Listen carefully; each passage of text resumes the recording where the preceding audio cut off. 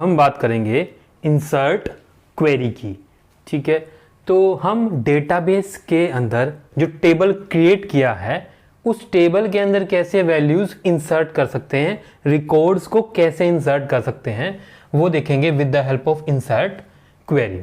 तो insert query को हम दो तरीके से इस्तेमाल कर सकते हैं।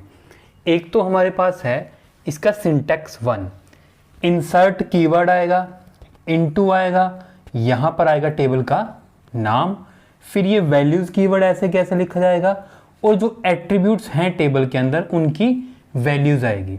ठीक है, जैसे हमने क्रिएट क्वेरीज में एक टेबल क्रिएट किया था डिपार्टमेंट। ठीक है, तो इस डिपार्टमेंट टेबल के अंदर 3 एट्रीब्यूट थे, डिपार्टमेंट आईडी जो एक प्राइमरी की थी, डिपार्टमेंट नेम जिसके ऊपर कंसेप्ट था यूनिक, और ये लोकेशन। तो हमारे पास 3 एट्रीब्यूट्स हैं, तो इन तीनों एट्रीब्यूट्स के अंदर वैल्यू को इंसर्ट करना है। तो सिंटैक्स है insert keyword, into keyword, table का नाम, वैल्यूज कीवर्ड और एट्रीब्यूट्स की वैल्यू। तो एग्जांपल है इंसर्ट कीवर्ड, इनटू कीवर्ड, ये डिपार्टमेंट है, टेबल का नाम, वैल्यूज कीवर्ड है। अब 3 एट्रीब्यूट्स हैं, उनकी वैल्यू, ये आ गई डिपार्टमेंट आईडी, ये डिपार्टमेंट नेम और ये आ गई लोकेशन यहाँ पर। ठीक है, तो ये आपके पास सिंटैक्स है इंसर्ट करने का टेबल के अंदर वैल्यूज। तो एग्जाम में आपके पास 4 आपके पास मान लो क्वेरीज दे दी जाएंगी और पूछ लिया जाएगा कि कौन सी क्वेरी में एरर आएगा या कौन सी क्वेरी लिखने का तरीका गलत है, या 4 ऑप्शन आएंगे, 4 में ही 3 गलत तरीके होंगे, एक सही तरीका होगा। पूछ लिया जाएगा कि कौन सा लिखने का सही तरीका है। तो ये एक तरीका है लिखने का। ठीक है, insert keyword, into keyword, department ये टेबल का नाम है, वैल्यूज ये वैल्यूज है VALUES वैल्यूज। ठीक है, ये ऐसा कैसा लिखना होता है। फिर ब्रैकेट के अंदर जो एट्रीब्यूट्स हैं टेबल के अंदर, 3 एट्रीब्यूट्स हैं ना, डिपार्टमेंट आईडी, डिपार्टमेंट नेम और लोकेशन, इनकी वैल्यूज। अब यहाँ पर 1 है, जो डिपार्टमेंट आईडी था वो इंटीजर टाइप है तो इंटीजर वैल्यू आ गई। डिपार्टमेंट नेम हमारे पास varchar है, मीन्स इसके अंदर कैरेक्टर भी आ सकते हैं और अल्फ़ाबेट भी आ सकते हैं और डिजिट्स भी आ सकते हैं। तो जो varchar वेरिएबल होता है उसकी वैल्यू सिंगल इन्वर्टेड कॉमा में आती है, तो department name single inverted comma में आ गया। अब लोकेशन भी varchar था तो ये भी सिंगल इन्वर्टेड कॉमा आएगा, HR हरियाणा, ये सिंगल इन्वर्टेड कॉमा आ गया। वैल्यूज़ के अंदर, वैल्यूज़ के बाद ये ब्रैकेट थी, ब्रैकेट्स के अंदर ये वैल्यूज़ आएंगी। ठीक है, और कोमा के बाद varchar हो चाहे करेक्टर हो, दोनों को सिंगल इन्वर्टेड कोमा में आएंगे और लास्ट में सेमीकोलन। तो यहाँ पर 2 बातें यहाँ ध्यान देने वाली, लिखा है attribute value should be in the order of attribute list. ठीक है, तो जब हमने टेबल क्रिएट किया था, जो ऑर्डर था लिखने का, जो तरीका था, पहले हमारे पास डिपार्टमेंट,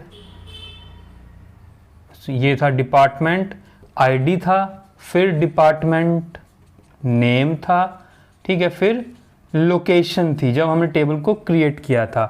तो पहले आईडी, फिर नेम, फिर लोकेशन, ये लिखने का ऑर्डर है। तो उसी ऑर्डर में वैल्यूज लिखी जानी चाहिए जिस ऑर्डर में एट्रीब्यूट के नाम हैं। ठीक है, जिस ऑर्डर में एट्रीब्यूट के नाम लिखे थे उसी ऑर्डर में एट्रीब्यूट्स की वैल्यू आएंगी। ठीक है, तो ये पहला मतलब हो गया।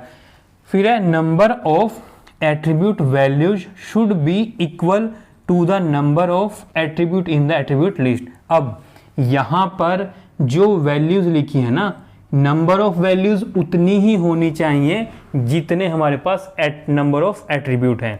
तो नंबर ऑफ एट्रीब्यूट 3 है ना, तो ये जो वैल्यूज लिखी हैं वो भी 3 ही होनी चाहिए। ठीक है, तो ये जो हमारे पास पहला लिखने का तरीका था ना, ये जो पहला सिंटैक्स था, पहला लिखने का तरीका था, इनके अंदर ये दोनों बातें जरूरी होनी चाहिए कि attribute should be in the order, attribute value should be in the order. जिस ऑर्डर में एट्रीब्यूट के नेम है उसी ऑर्डर में एट्रीब्यूट्स की वैल्यू होंगी और उतनी ही नंबर ऑफ वैल्यूज होंगी जितने नंबर ऑफ एट्रीब्यूट हमारे पास टेबल में हैं। तो पहला तरीका ये है। दूसरा तरीका है इंसर्ट इनटू, ये दोनों कीवर्ड आ गए, टेबल का नाम आ गया। अब यहाँ पर हमने लिखा है एट्रीब्यूट्स का नाम। यहाँ पर आप देखेंगे कि यहाँ पर डिपार्टमेंट, ये जो टेबल का नाम है इसके बाद डायरेक्ट वैल्यूज़ थी, ठीक है, लेकिन यहाँ पर हमने क्या किया, टेबल के नाम के बाद एट्रीब्यूट्स का नाम लिख दिया, फिर उनकी वैल्यूज़ लिखी हैं, ठीक है। दूसरा तरीका ये है। तो एग्जांपल में, तो जैसे ही ये क्वेरी एग्जीक्यूट होगी ना, तो इस टेबल के अंदर आ जाएगा डिपार्टमेंट ID 1, पहला आ गया CSC, लोकेशन HRY, ठीक है।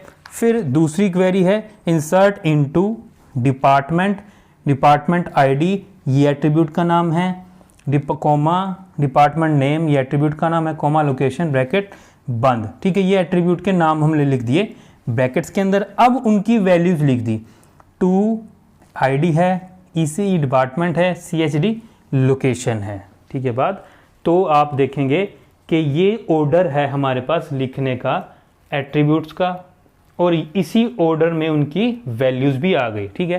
पहले में हमने एट्रीब्यूट के नाम नहीं लिखे थे, डायरेक्ट वैल्यूज़ डाल दी थी, लेकिन यहाँ पर हमने एट्रीब्यूट के नाम डाले हैं, फिर उनकी वैल्यूज़ डाली है।